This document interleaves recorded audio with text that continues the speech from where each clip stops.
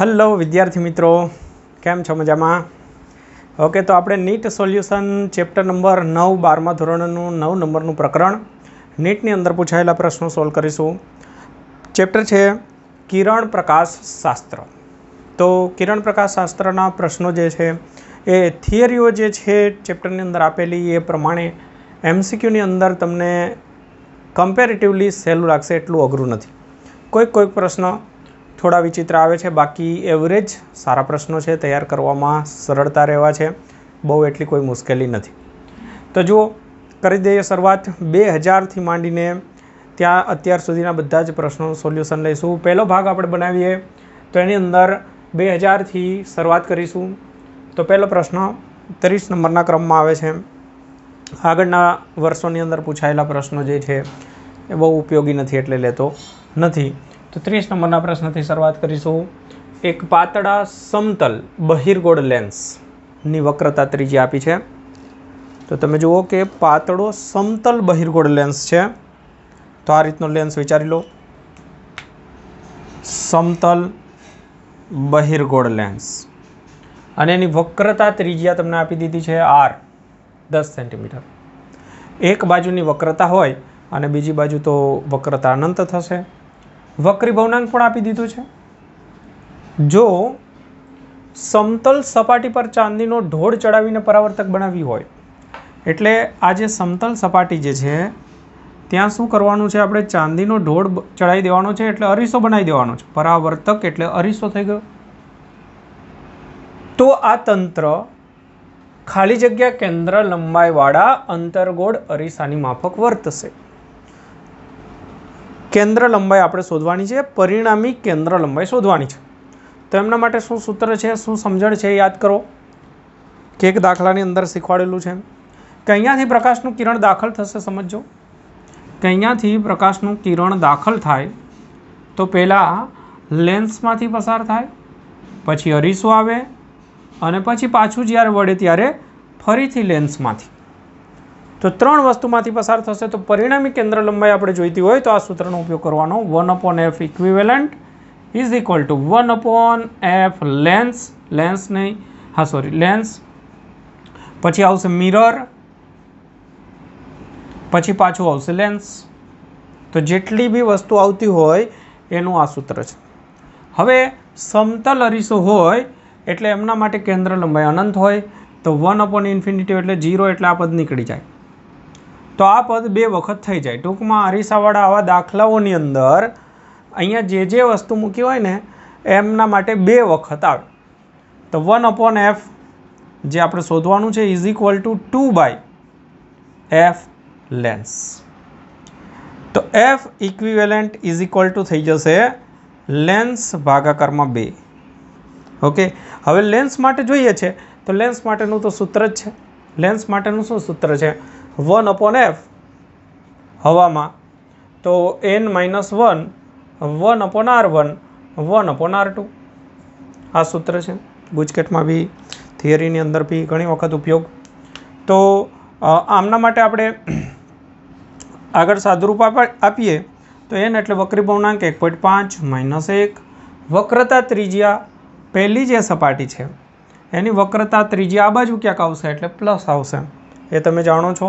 તો 1/r1ની જગ્યાએ આપણે શું લખીશું? 10 સેન્ટીમીટર માઇનસ સમતલ છે તો ઇન્ફિનિટિવ 1/∞ એટલે 0. તો આ પદ 0 કરી દઈએ આપણે. તો તમે જુઓ કે 1/fl ઇઝ ઇક્વલ ટુ અહીંયા 0.5 રહેશે. 0.5 એટલે 1/2 કરી દઈએ તો 1/20.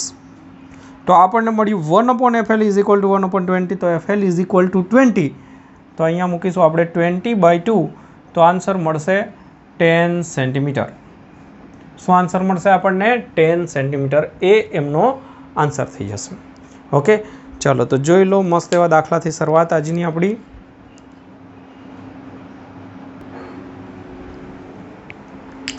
જો ત્યારબાદ મિત્રો એક પ્રશ્ન છે, એ એક જાણીતો પ્રશ્ન છે, મતલબ કે એનું સૂત્ર યાદ રાખવાનું છે.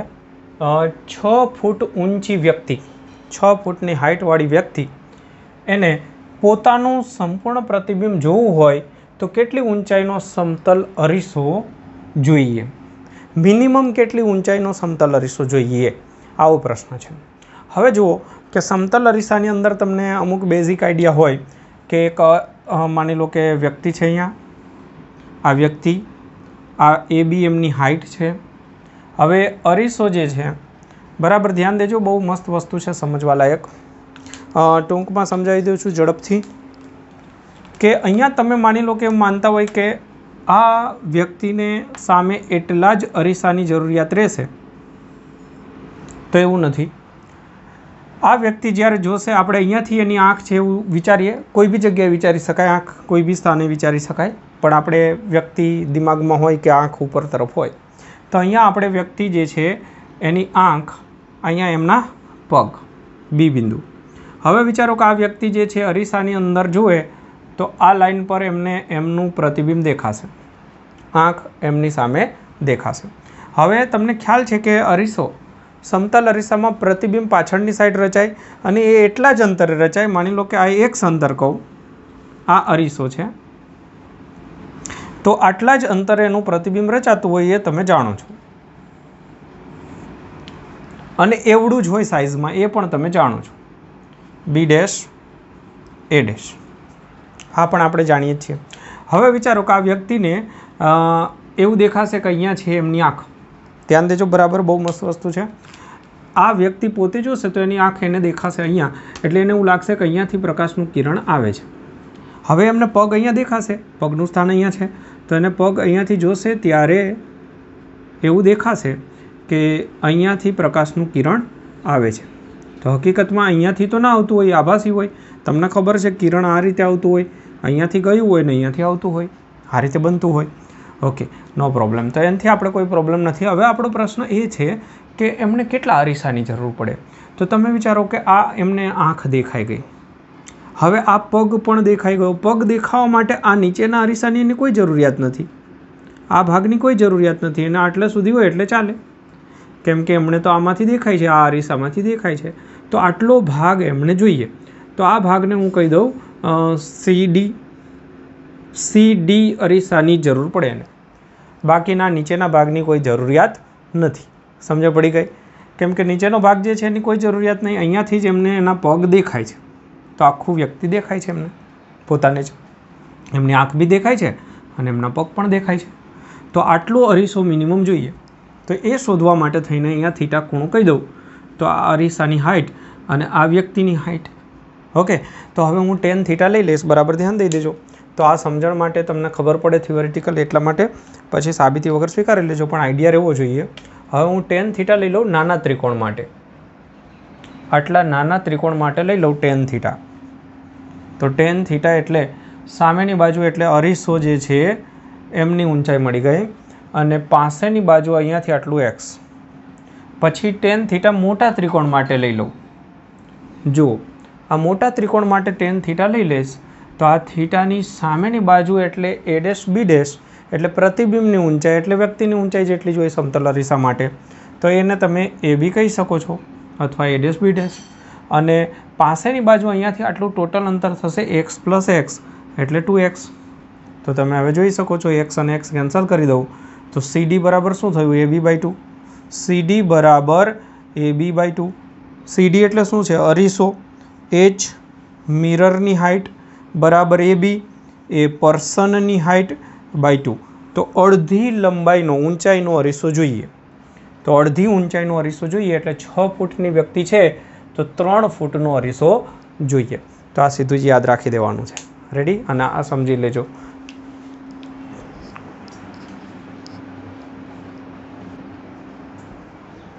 ઓકે, તો મિત્રો આ પ્રશ્ન ગણતરી વગરનો છે મેઘધનુષ્ય માટે. ખાલી જગ્યાના સંયોજનના કારણે મેઘધનુષ્ય જોવા મળે છે. તો એની અંદર આવશે વિભાજન અને પૂર્ણ આંતરિક પરાવર્તન. કેમ કે પાણીના બૂંદની અંદર પ્રકાશનું કિરણ દાખલ થાય એટલે એમનું વિભાજન થઈ જાય, અને સાથે સાથે પાછું જ્યારે ફરે પૂર્ણ આંતરિક પરાવર્તન, ત્યારે આપણને મેઘધનુષ્ય દેખાશે.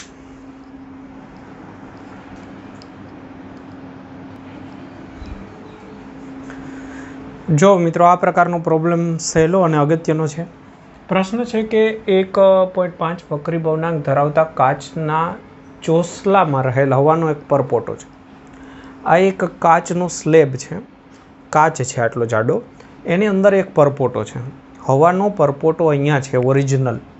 પણ થાય છે કેવું કે એક બાજુથી આપણે જોઈએ તો પરપોટો આટલે દેખાય છે 5 સેન્ટીમીટર, અને બીજી બાજુથી જોઈએ તો 2 સેન્ટીમીટર. તમને ખબર છે કે એની હાઇટ જે હોય એ એના કરતાં ઓછી દેખાય આપણને હંમેશા.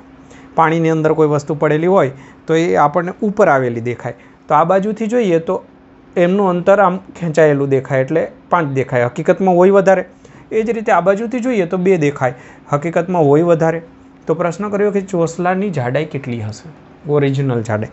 તો તમારે બહુ સિમ્પલ લોજિક વિચારવાનું છે, અહીંયા કન્ફ્યુઝ નથી થવાનું કે અહીંયાથી 5 સેન્ટીમીટર દેખાય છે તો એ ખરેખર હશે થોડો વધારે, એટલે સાચી એમની ઊંડાઈ શોધી કાઢવાની આ બાજુથી.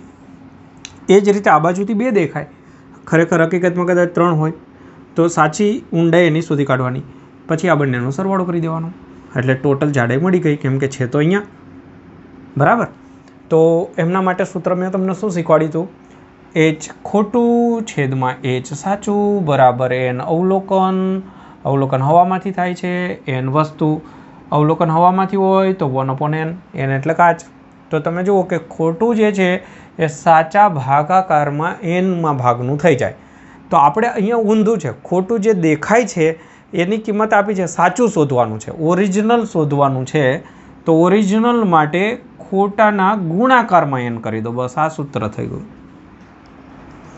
તો આપણે શું કરવાનું છે કે આ બાજુથી ચેક કરવાનું સાચું શું હશે. તો આ બાજુથી આપણે આ સૂત્રનો ઉપયોગ કરીએ તો HO એક બાજુથી, તો ખોટું આપણને કેટલું બતાવ્યું છે 5, બરાબર. તો 5 ગુણાકારમાં n. પછી આ બાજુથી વિચારો કે આ બાજુથી સાચું શું હશે, તો ખોટું કેટલું છે 2, એના ગુણાકારમાં n કરી દો. તો આ સૂત્ર છે કે ખોટું જનરલી પૂછતા હોય ત્યારે સાચાના ભાગાકારમાં n, તો ખોટું આપ્યું હોય સાચું જોઈતું હોય તો ગુણાકારમાં n. તો હવે ટોટલ આપણે કેટલું થશે, તો અહીંયાથી આટલું HO1 અને અહીંયાથી HO2, તો ટોટલ આપણને એમની જાડાઈ મળી જશે. તો ટોટલ જાડાઈ ઓરિજિનલ બરાબર આ બેનો સરવાળો કરશો તો તમે જુઓ 5, પેલી બાજુથી ખોટું, આ બાજુથી ખોટું, ગુણાકારમાં n કરી દેવાનું. તો આ એક શોર્ટકટનું સૂત્ર બી છે આ પ્રકારના દાખલા માટે. તો તમને જે બે સાઈડથી દેખાય છે એના ગુણાકારમાં n કરી દો. તો 7 ગુણાકારની અંદર nની કિંમત 1.5, તો 7ના અડધા 3.5 આની અંદર ઉમેરી દો એટલે કે 10.5 સેન્ટીમીટર એની ઓરિજિનલ જાડાઈ હશે, 10.5 સેન્ટીમીટર. તો જોઈ લો, બરાબર મસ્ત એવો દાખલો છે. મેથડ બરાબર દિમાગમાં બેસાડજો અને છેલ્લો શોર્ટકટ પણ યાદ રાખજો. ત્યારબાદ 2001ની અંદર પૂછાયેલો પ્રશ્ન કે પ્રકાશનું કિરણ એક માધ્યમમાંથી બીજા માધ્યમમાં જાય. જો આખી રકમ તરંગ લંબાઈ લેમ્બડા, આવૃત્તિ n, વેગ v, તીવ્રતા I. 4 ભૌતિક રાશિ વિશેની માહિતી આપી છે. તરંગ લંબાઈ, આવૃત્તિ f ની જગ્યાએ n સંજ્ઞા છે, વેગ v અને તીવ્રતા I ધરાવતું એક પ્રકાશનું કિરણ હવામાંથી ગતિ કરી અને પાણીમાં જાય છે. તો કઈ ભૌતિક રાશિ બદલાય, ખાલી આટલું જ યાદ રાખવાનું છે, કઈ ન બદલાય. તો તમને ખબર છે એક માધ્યમમાંથી બીજા માધ્યમમાં જાય તો આવૃત્તિ તો ના જ બદલાય, બાકીનું બધું બદલાય જાય. તરંગ લંબાઈ બદલાય, વેગ બદલાય, તીવ્રતા બદલાય. તો બસ આપણને આન્સર છે આવૃત્તિ બદલાશે નહીં. તો મતલબ કે આવૃત્તિ માટે n સંજ્ઞા એટલે n બરાબર n ડેશ, આ સાચું રહેશે. તીવ્રતા બી ચેન્જ થઈ જાય.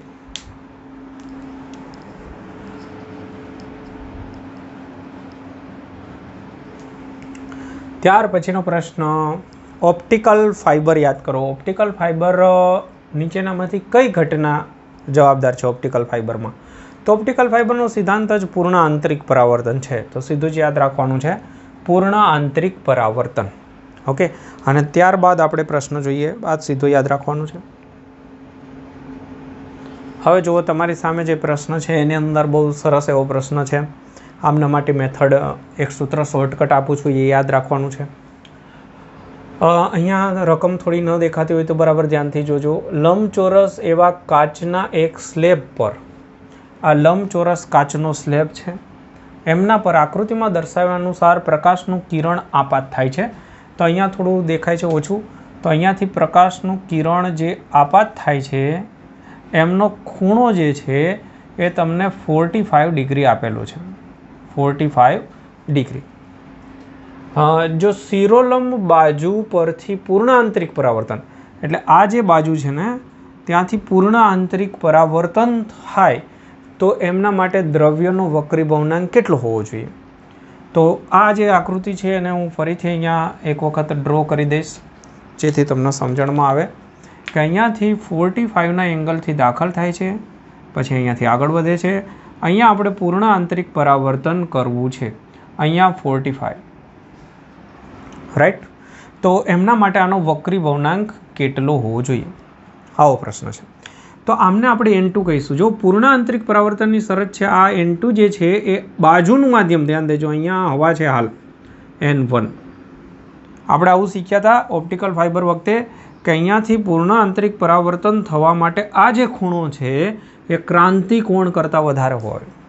આ ખૂણો ક્રાંતિ કોણ કરતાં વધારે હોય અને આ વક્રી ભવનાંક N2 કહ્યું તો ઘટ માધ્યમ અને અહીંયા પાતળું માધ્યમ. હવે તમને એક શોર્ટકટ ડાયરેક્ટ આપું છું કે આમાં આપણે ઓપ્ટિકલ ફાઇબરની અંદર અહીંયા ખૂણો કેટલો હતો દાખલ થતી વખતે એવું શીખ્યા હતા.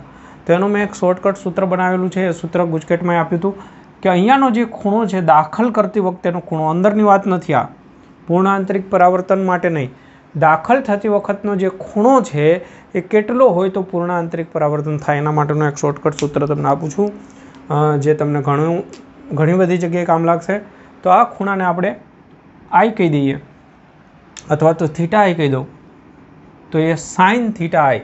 આ સૂત્ર યાદ રાખી દેજો. Sine theta I is less than or equal to, તો અહીંયા ઇક્વલ ટુની નિશાની છે એટલે less than or equal to લઈ લઈશું. પછી અંડર રૂટની અંદર N2² માઇનસ N1². આ શોર્ટકટનું મસ્ત એવું સૂત્ર છે. તો એમાં N2 એટલે આનો વક્રી ભવનાંક, N1 એટલે બાજુમાં કોર કે કોઈ દ્રવ્ય લગાવ્યું હોય તો, ન હોય તો હવા. તો અહીંયા સાઇન 45 લેસ ધેન ઇક્વલ, એ લેસ ધેન નહીં કહ્યું એટલે ઇક્વલ ટુ રાખીશું આપણે, બરાબર. 45 ઇઝ ઇક્વલ ટુ અંડર રૂટની અંદર N2² એટલે કે કાચના દ્રવ્યનો વક્રી ભવનાંક -1, કેમ કે બીજું કંઈ નથી એટલે હવા. ઓકે, તો બસ આનું સાદુરૂપ આપશો એટલે આન્સર મળી જશે. સાઇન 45 એટલે 1/√2 ઇઝ ઇક્વલ ટુ અંડર રૂટની અંદર N2² -1. તો વર્ક કરવાનું તો 1/2 ઇઝ ઇક્વલ ટુ N2² -1. તો N2² ઇઝ ઇક્વલ ટુ આ બાજુ લઈ દઉં તો 1 + 1/2 એટલે 3/2. તો આમના પરથી N2 is equal to under રૂટની અંદર 3/2. તો અંડર રૂટની અંદર 3/2 ઓપ્શન કેમ નહીં આપેલો? આને આ બાજુ લાવીશ એટલે 1 + 1/2 એટલે 3/2. તો અંડર રૂટની અંદર 3/2 આપેલ હોવો જોઈએ. ચલો ચેક કરું છું ઓપ્શન હું.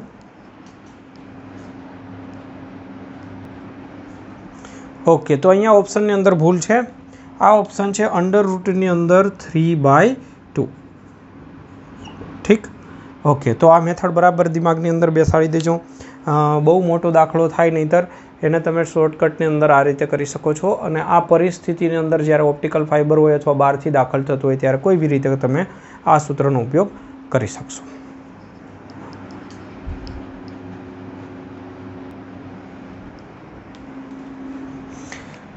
જો હવેનો પ્રશ્ન છે એની અંદરની માહિતી આ રીતની છે. આકૃતિ આપી નથી, માહિતી આ રીતે છે. દિવાલ પર રહેલ એક પદાર્થનું તેના જેટલી જ ઊંચાઈ ધરાવતું પ્રતિબિંબ.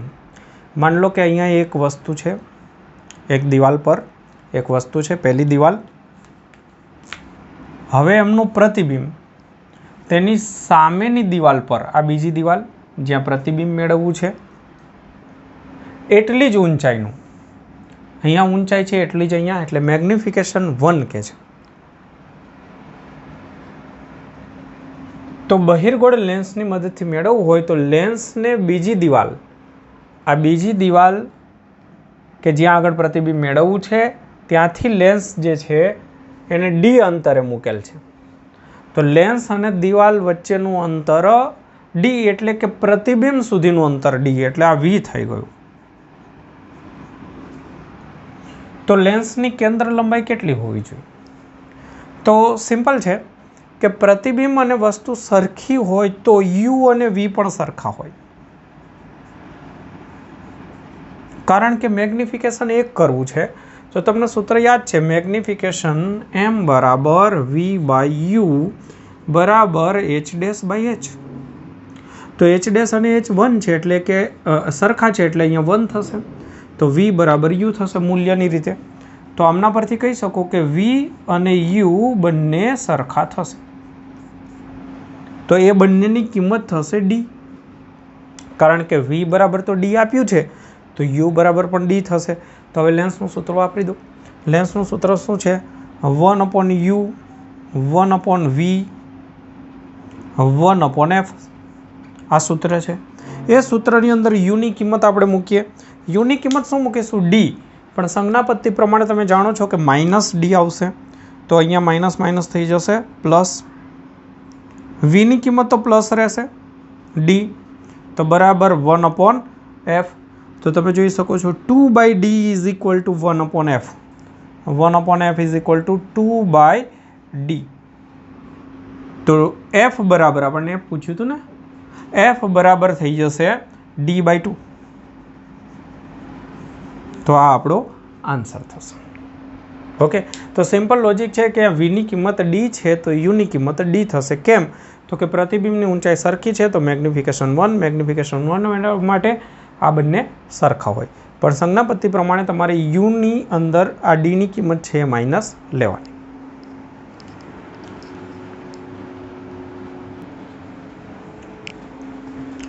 જો ત્યારબાદનો પ્રશ્ન મિત્રો યાદ રાખવાનો છે, માહિતી પર આધારિત. સમદ્વિબહિર્ગોળ લેન્સને બરાબર વચ્ચેથી આ રીતે કાપી નાખવામાં આવે તો જ્યારે લેન્સના ટુકડાઓ કરતી વખતે જ્યારે આ રીતે બે ટુકડાઓ કરી નાખવામાં આવે તો કેન્દ્ર લંબાઈ નવી કેટલી થાય? તો યાદ રાખો કે આખા લેન્સની કેન્દ્ર લંબાઈને આપણે એફ કહીશું. ટુકડા કર્યા પછી એક ટુકડાની કેન્દ્ર લંબાઈ જે છે એની વાત કરીએ તો આ પરિસ્થિતિની અંદર કેન્દ્ર લંબાઈમાં કોઈ ફરક પડતો નથી, એની વક્રતા એની એ જ રહે. તો 1/f બરાબર n-1 1/r1 1/r2 સૂત્રનો ઉપયોગ કરશો તો કોઈ ફરક પડશે નહીં. પણ જો તમે આ રીતે ટુકડા કરશો, એક ટુકડો આ રીતે, બીજો ટુકડો આ રીતે, તો એક ટુકડા માટે હવે કેન્દ્ર લંબાઈની વાત કરે, અહીંયા કેન્દ્ર લંબાઈ એની એ જ રહેશે. પણ હવે આમના માટે કેન્દ્ર લંબાઈની વાત કરીએ તો 1/f is equal two n-1 1/r વક્રતા રહેશે, બીજી થઈ જશે 0. 1/f એટલે ઇન્ફિનિટીવનું 0 થઈ જશે.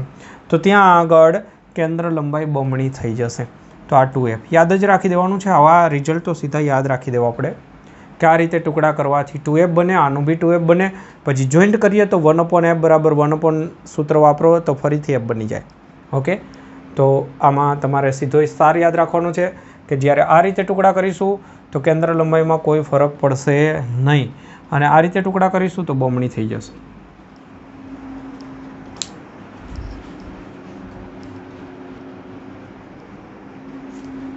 જો ત્યારબાદ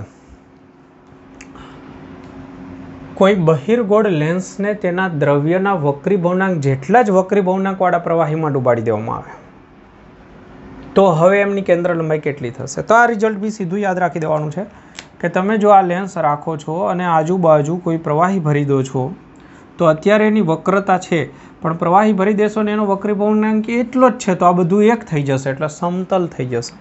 તો અનંત એનું વક્રતા ત્રિજ્યા અને કેન્દ્ર લંબાઈ અનંત બની જશે.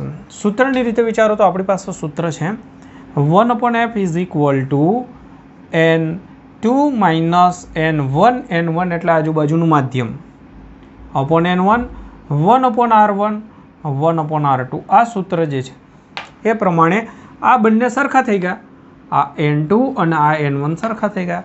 તો જ્યારે આ બંને સરખા થઈ જશે તો અહીંયા શું થઈ જશે? 0 થઈ જશે. ઓકે, આ બંનેની બાદબાકી 0 થશે તો અહીંયા આખું જ પદ બધું 0 થઈ જશે, તો f બરાબર ઇન્ફિનિટી. તો આ રિઝલ્ટ પણ સીધું યાદ રાખવાનું છે.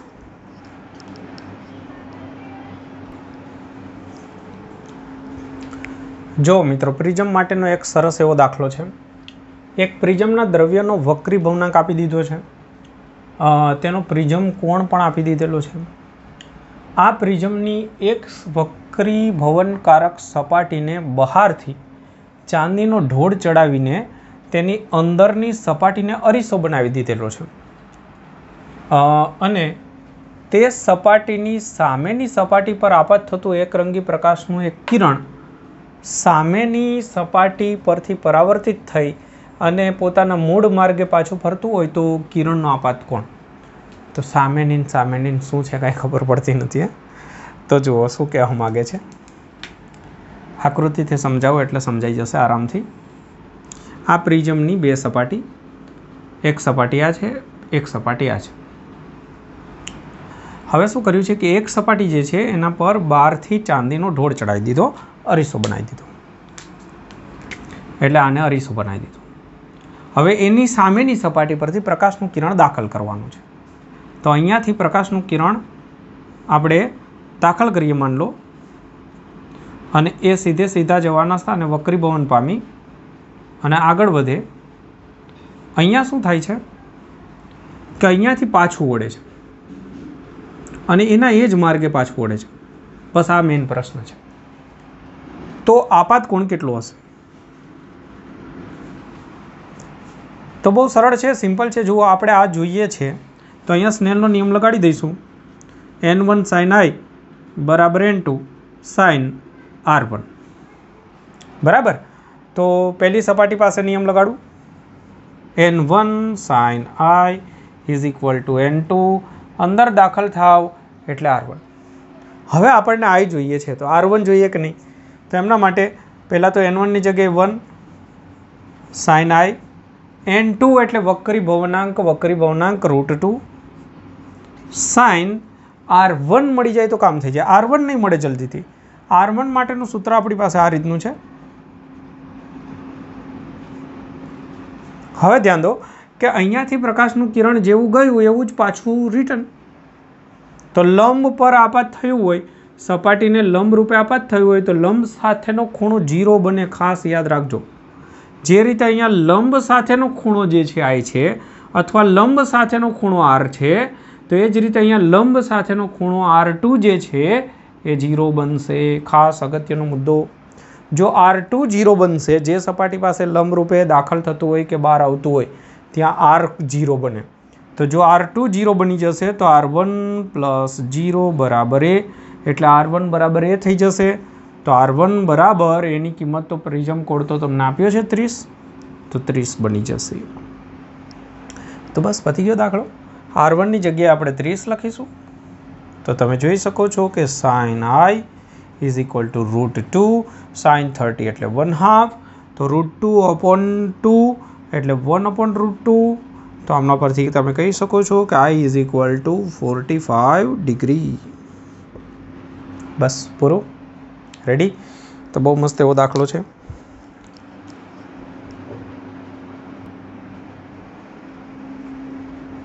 જો ત્યાર પછીનો પ્રશ્ન છે કે લાલ અને લીલા રંગ મિશ્રિત પ્રકારનું એક બીમ.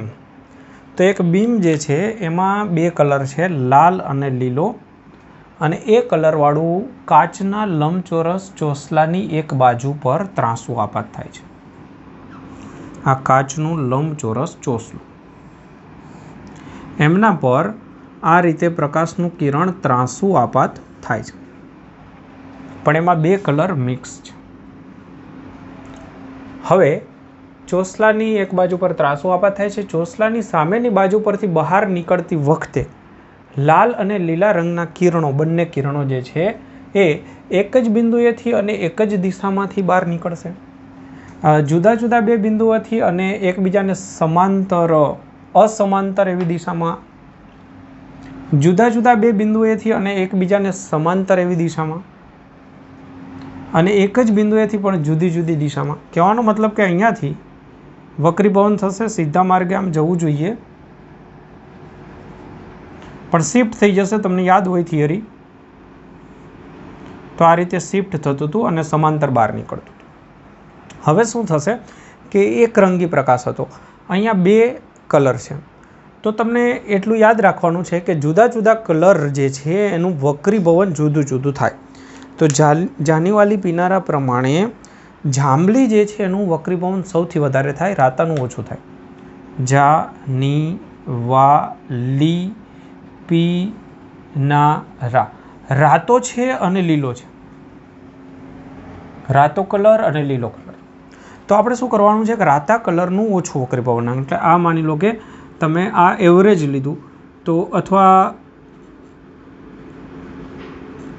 આ રીતે જુદા જુદા કલરનું વક્રીભવન જુદું જુદું, આ રીતે ઘણા બધા કલરનું. આપણે 2 કલર માટે વિચારીએ તો આ રાતો કલર ગણી લો, તો આ રીતે, અને આ લીલો કલર જે છે એને આ રીતે વિચારો. તો રાતો કલર જે છે એ જો ઓછો વળ્યો, અને પછી ગ્રીન જે છે એને અંદર વધારે. હજી વાયોલેટ હોત તો હજુ બી આગળ આવ્યો હોત. પણ તમે યાદ રાખો કે કોઈ બી કલર જે છે એનું વક્રીભવન થાય, પણ પછી જે બહાર નીકળે ને ત્યારે આને સમાંતર બહાર નીકળે, તો શિફ્ટ કહીએ છીએ આપણે. તો શિફ્ટ બધાની અંદર થશે, પણ કલર પ્રમાણે જુદી જુદી શિફ્ટ થશે. તો તમારે આની અંદર શું યાદ રાખવાનું છે કે જુદા જુદા બિંદુએથી બહાર નીકળશે, પણ એકબીજાને સમાંતર. તો ઓપ્શન જુદા જુદા 2 બિંદુએથી અને એકબીજાને અસમાંતર નહીં પણ એકબીજાને સમાંતર એ દિશામાં આગળ વધશે. તો આ યાદ રાખવાનું છે.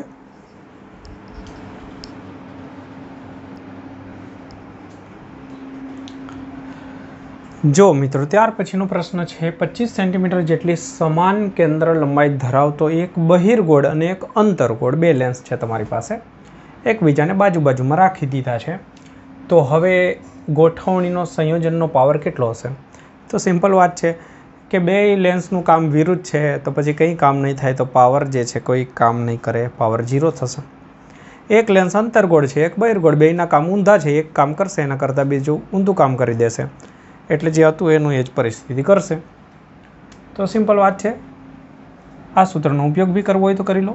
1/f1 1/f2.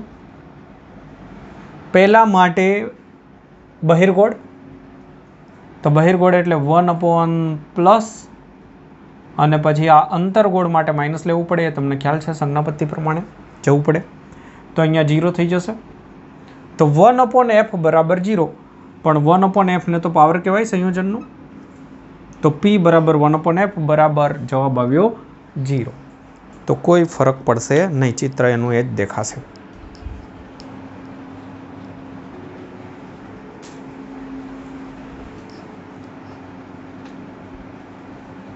તો જો મિત્રો, રકમ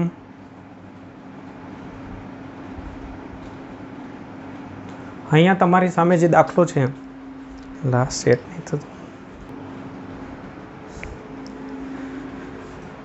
જુઓ, માઇક્રોસ્કોપનો દાખલો આવ્યો. તો આપણું સાધન આખું માઇક્રોસ્કોપની જેમ આમ તેમ થાય છે. ટેક્સ્ટ બુકનો દાખલો છે, ટેક્સ્ટને લગતો જ દાખલો છે. કોઈ એક નિશાની માર્ક પર માઇક્રોસ્કોપને કેન્દ્રિત કરવાનું છે. તો માની લો કે કોઈ એક અહીંયા નિશાની છે, એમના પર માઇક્રોસ્કોપને કેન્દ્રિત કરવાનું છે. તો અહીંયા આપણું માઇક્રોસ્કોપ છે. હવે શું કહે છે કે 1.5 જેટલો વક્રીભવનાંક અને 3 સેન્ટીમીટર જાડાઈ ધરાવતો એક કાચનો સ્લેબ વચ્ચે ગોઠવી દેવામાં આવે છે, અને ફરીથી માઇક્રોસ્કોપને કેન્દ્રિત કરવાનું છે. તો અહીંયા એક કાચનો સ્લેબ ગોઠવવાનો છે.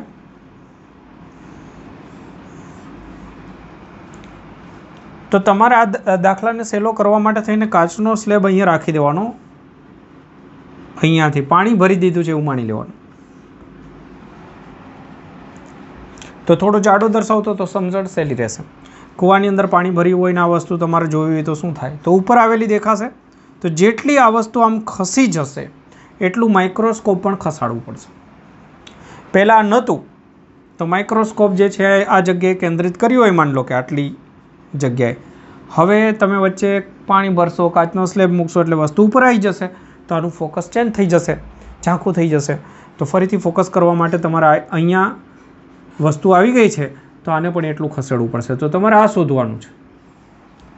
તો એમના માટે શું કરવાનું છે કે આની અંદર આના કારણે શું ચેન્જ થયો, તો આટલી જે જાડાઈ છે એમના કારણે, પાણી ભર્યું એમના કારણે આ વસ્તુ ઉપર આવી ગઈ. તો હવે એની આભાસી ઊંડાઈ શોધી કાઢવાની. સાચી ઊંડાઈ જે છે એની જાડાઈ થશે. તો આભાસી ઊંડાઈ શોધી કાઢો બસ.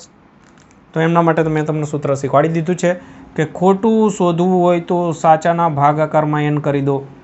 જો હવા હોય તો બહારથી હવાથી જ થાય છે અવલોકન, મોટાભાગનું એવું હશે. સૂત્ર છે એનું અવલોકન છેદમાં એન વસ્તુ. તો હવે તમે જુઓ કે આટલી જાડાઈ જે છે 3 સેન્ટીમીટર છે અને વક્રી ભવનાંક છે 1.5. તો 3/2 એટલે તમને 2 સેન્ટીમીટરે દેખાશે. હવે પહેલાં 3 સેન્ટીમીટરે દેખાતું હતું, હવે 2 સેન્ટીમીટરે દેખાય છે. એટલે કેટલું ખસી ગયું, તો 1 સેન્ટીમીટર ઉપર તરફ. તો માઇક્રોસ્કોપને પણ 1 સેન્ટીમીટર ઉપર તરફ ખસેડી દો એટલે ફોકસ આવી જશે આપોઆપ. તો તમારે શું શોધવાનું હોય છે આ પ્રકારના દાખલામાં કે વસ્તુ જે છે પહેલાં જે ઊંચાઈ હતી, ઊંડાઈએ ઊંચાઈ જે ગણો એ હવે કેટલી ખસી ગઈ, તો સાચી ઊંડાઈ આટલી અને પછી આભાસી ઊંડાઈ, એ બંનેનો તફાત લેશો એટલે સ્થાનાંતર મળશે. એ સ્થાનાંતર જેટલું માઇક્રોસ્કોપને પણ સ્થાનાંતર કરાવડાવવું પડે.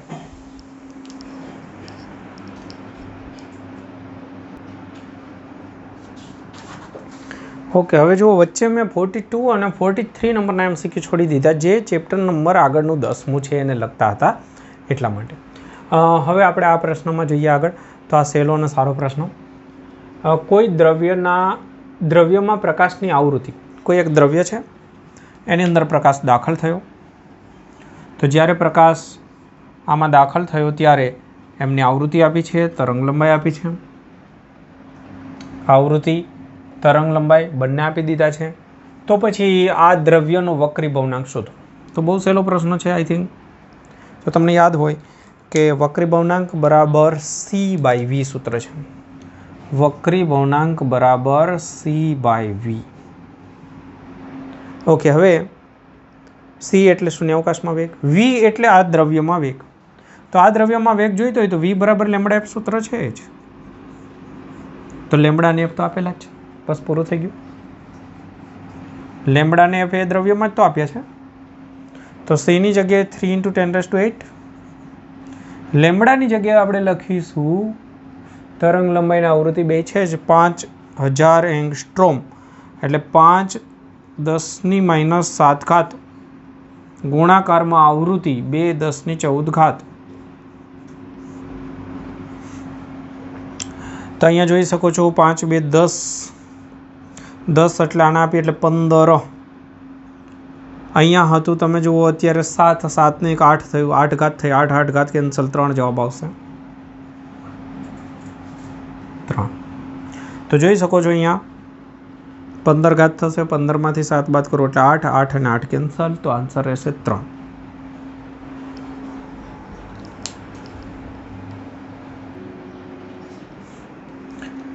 જો ત્યારબાદ મિત્રો એક મસ્ત પ્રશ્ન છે.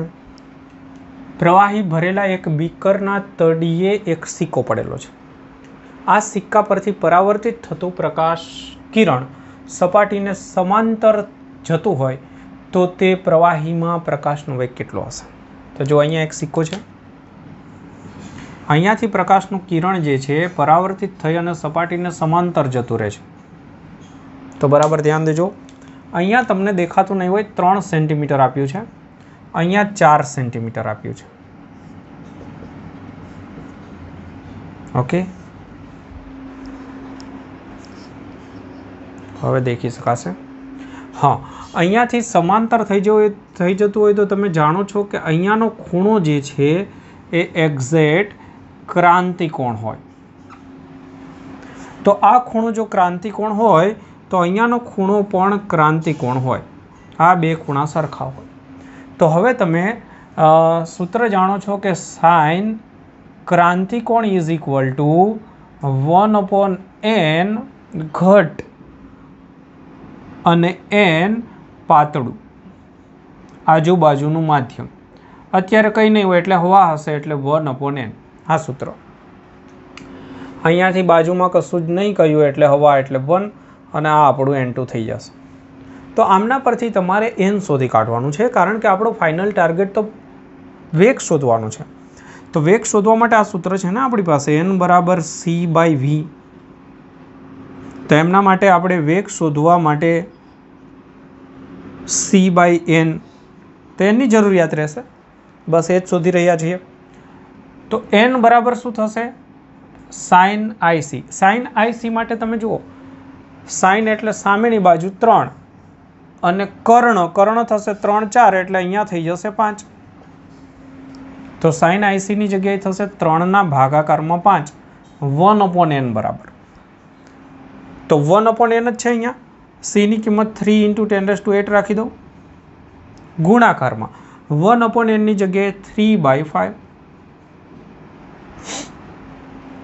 ચલો ક્લિયર. તો આપણને મળ્યું 6/5 એટલે કે 12/10. તો 1.2 અને 10⁸. આપણો આન્સર થઈ જશે 1.2 અને 10⁸. સી આપણો આન્સર બની જશે. તો જો સરસ એવો દાખલો છે, થોડોક બે કન્સેપ્ટ ભેગા કરીને બનાવેલો દાખલો એટલે સારો દાખલો ગણી શકાશે.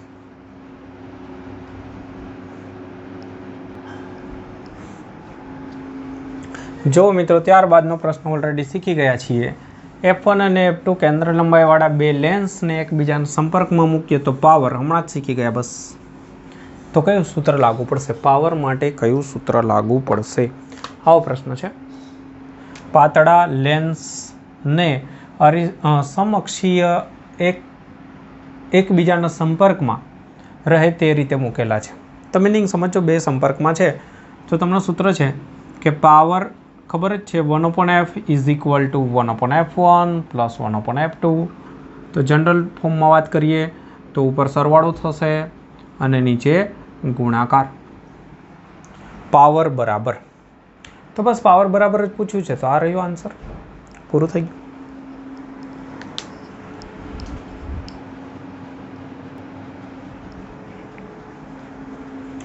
તો જો મિત્રો ત્યાર પછીનો પ્રશ્ન, લાસ્ટ પ્રશ્ન આપણે આ વિભાગની અંદર લઈ લઈશું, જે ટેક્સ રિલેટેડ જ પ્રશ્ન છે.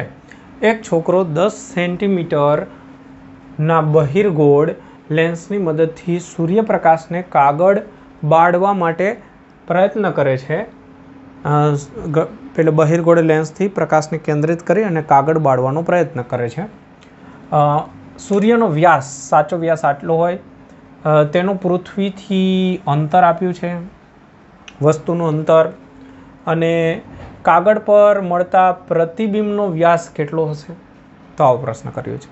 તો સિમ્પલ આપણે શીખી ગયા હતા કે સૂર્ય અનંત અંતરે હોય તો ત્યારે એમનું પ્રતિબિંબ જે છે રચાય. એ તમને ખ્યાલ છે કે પ્રતિબિંબ જે છે એ મુખ્ય કેન્દ્ર પર રચાતું હોય છે. સમાંતર કિરણો અનંત અંતરેથી આવતા હોય તો મુખ્ય કેન્દ્ર પર રચાતું હોય, એટલે એના પ્રતિબિંબનું અંતર આ થશે. વસ્તુનું અંતર આપણને જે આપ્યું હોય તે થાય. સાચો વ્યાસ આપી દીધો છે, પ્રતિબિંબનો વ્યાસ શોધવાનો છે. તો 10નો ઉપયોગ બી કરી શકાય, અથવા સિમ્પલ આમનો પણ ઉપયોગ તમે કરી શકો છો કે મેગ્નિફિકેશન બરાબર એક સિમ્પલ આ શોર્ટકટ બી છે, v/u બરાબર h'/h. તો h' એટલે કે પ્રતિબિંબની ઊંચાઈ બરાબર h ગુણાકારમાં u ભાગાકારમાં v, અથવા 10 લઈ લેશો. જો અહીંયા થીટાનો ઉપયોગ કરશો તો સામેની બાજુ ખૂણો અને ચાપ આપણે u લઈ લેવાનું, બરાબર. તો સામે આ જે છે એ થઈ જશે h. તો tan થીટા તમે લેશો તો h/u બરાબર, અહીંયા tan થીટા લેશો તો h'/v, આ થશે v. તો ફરીથી જોઈ શકો છો h'/h બરાબર v/u, આમાંથી તો સૂત્ર બનાવ્યું હતું. ઓકે, તો આ બી ટેક્સની અંદર આપણે આપ્યું હતું એ દાખલો, મેથડ આની નજીકની જ, અથવા આ રીતે બી કરી શકો છો. તો હવે આમની અંદર h એટલે કે સૂર્યની ઊંચાઈ અથવા વ્યાસ, તો આ તમારે મૂકવાની કિંમત 1.39 10⁹. u એટલે અંતર, તો ત્યાં સુધીનું સરેરાશ અંતર 1.5 10^11 અને ત્યારબાદ ભાગાકારમાં વી એટલે કેન્દ્ર લંબાઈ, કારણ કે મુખ્ય કેન્દ્ર પર કેન્દ્રિત થાય તો એમને કેન્દ્ર લંબાઈ 10 સેન્ટીમીટર લઈ લેવાની, 10 10^-2. બસ, તો પછી આમનું સાદરૂપ આપી દેજો એટલે આન્સર આવી જશે. તો હું તમને આન્સર કહી દઉં છું. 9.2 10^-4 મીટર. 9.2 10^-4 આ એ જે છે આન્સર છે. તો એમનું સાદરૂપ જોઈ લેજો. ઓકે, તો મિત્રો અહીંયા આપણે આપેલા વિભાગને પૂર્ણ કરીએ. બાકીના પ્રશ્નો જે છે એ દર વખતની જેમ બીજા ભાગની અંદર આપણે આગળ વધારીશું. તો આટલા સુધીના પ્રશ્નો જે છે એને સારી રીતે તૈયાર કરી દેજો. મેથડ દિમાગની અંદર રાખજો. કાયમી કહેતો રહીશ, કેમ કે આ જ બ્રહ્માસ્ત્ર છે અને એમાં જ લોકો ભૂલ ખાય છે, ઉતાવળ કરે છે. જો રીત પર ફોકસ કરશો તો પહેલી વખત ટાઈમ વધારે જ જશે અને વધારે જ ગયેલ ટાઈમ જ કામ લાગશે. તમે ઉતાવળમાં બધું કરશો તો એ દર વખતે એટલી જ વખત કરવું પડશે. તો આ જ છે ફિઝિક્સ શીખવાનો રસ્તો, કે શાંતિથી રીત પકડો, મેથડ પકડો, એના જેવું કંઈક શું આવે ચેન્જીસ થાય તો એને સમજવાનો ટ્રાય કરો તો જ આવડશે. બરાબર? ચાલો તારે મળીએ બીજા ભાગની અંદર નવા પ્રશ્નો સાથે.